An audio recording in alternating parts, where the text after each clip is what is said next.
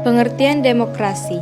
Demokrasi berasal dari bahasa Yunani yaitu demos yang berarti masyarakat atau rakyat dan krotos yang berarti aturan atau kekuasaan. Jadi demokrasi berarti kekuasaan di tangan rakyat atau yang lebih dikenal sebagai pemerintahan dari rakyat, oleh rakyat dan untuk rakyat. Istilah demokrasi pada awalnya berasal dari wilayah Yunani kuno di abad ke-5 sebelum Masehi. Wilayah tersebut dianggap sebagai contoh awal dari sebuah sistem yang disebut sebagai demokrasi modern. Istilah ini terus berkembang seiring berjalannya waktu bersamaan dengan perkembangan sistem demokrasi di berbagai negara. Salah satu prinsip demokrasi adalah prinsip trias politika yang membagi kekuasaan negara menjadi 3, yaitu legislatif, eksekutif, dan yudikatif. Kekuasaan negara ini bersifat saling lengkap atau independen dan berada dalam kedudukan yang sejajar satu sama lain. Kesejajaran dan independensi ketiga kekuasaan negara ini diperlukan agar dapat saling mengawasi dan saling mengontrol berdasarkan prinsip check and balance. Oleh karena itu, setiap tindakan dalam melaksanakan kekuasaan negara tidak boleh bertentangan dengan kehendak dan kepentingan rakyat dan sedapat mungkin memenuhi keinginan rakyat. Ciri pokok berjalannya proses demokrasi. Ciri-ciri pokok berjalannya proses demokrasi di suatu negara adalah 1. Pemerintah menjalankan kehendak dan kepentingan rakyat. 2.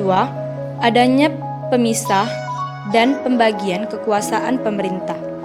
Dan terakhir, adanya mekanisme tanggung jawab dari pemerintah. Klasifikasi demokrasi dibagi menjadi 3. Yang pertama yaitu cara menyampaikan pendapat. Berdasarkan cara menyampaikan pendapat, demokrasi dapat dibedakan menjadi 3. Yang pertama yaitu demokrasi secara langsung. Yang kedua, demokrasi tidak langsung atau perwakilan. Dan yang ketiga adalah demokrasi perwakilan dengan sistem pengawasan langsung dari rakyat atau referendum. Yang kedua yaitu berdasarkan titik berat perhatian. Berdasarkan titik berat perhatian, demokrasi dibedakan menjadi 3. Yang pertama, demokrasi formal, yaitu demokrasi yang menjunjung tinggi persamaan dalam bidang politik tanpa mengurangi atau menghilangkan kesenjangan dalam bidang ekonomi. Yang kedua, demokrasi material, yaitu demokrasi yang memandang manusia mempunyai kesamaan dalam bidang sosial ekonomi sehingga persamaan bidang politik tidak menjadi prioritas. Dan yang ketiga adalah demokrasi campuran, yaitu demokrasi gabungan antara jenis demokrasi campuran dari demokrasi frontal dan material. Demokrasi jenis ini berupaya mengambil kebaikan dan membuang keburukan dari demokrasi frontal dan material. Dan yang terakhir adalah wewenang dan hubungan antara alat kelengkapan negara.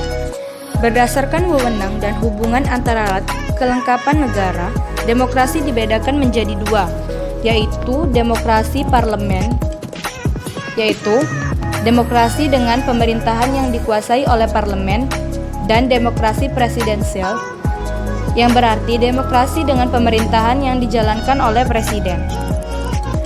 Ciri-ciri demokrasi.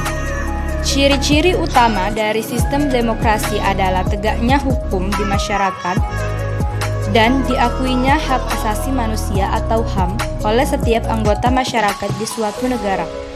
Posisi rakyat dalam sistem demokrasi sederajat di hadapan hukum dan pemerintahan. Rakyat memiliki kedaulatan dan hak yang sama di segala aspek kehidupan. Prinsip-prinsip demokrasi.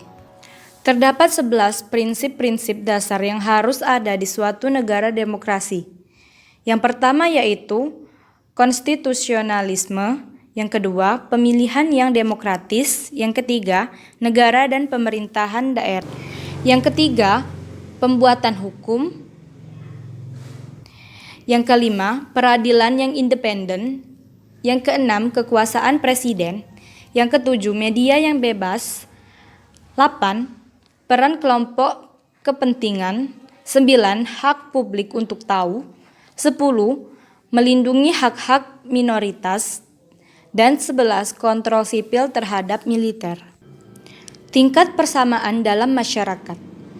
Dalam teori dan praktik politik demokrasi, masalah lain yang tidak kalah penting adalah tingkat persamaan. Tingkat persamaan dalam masyarakat dibagi menjadi 5. Yang pertama adalah persamaan politik. Persamaan politik mencakup 2 hal, yaitu persamaan hak suara dan juga persamaan untuk dipilih sebagai pejabat pemerintah. Yang kedua adalah persamaan di depan hukum.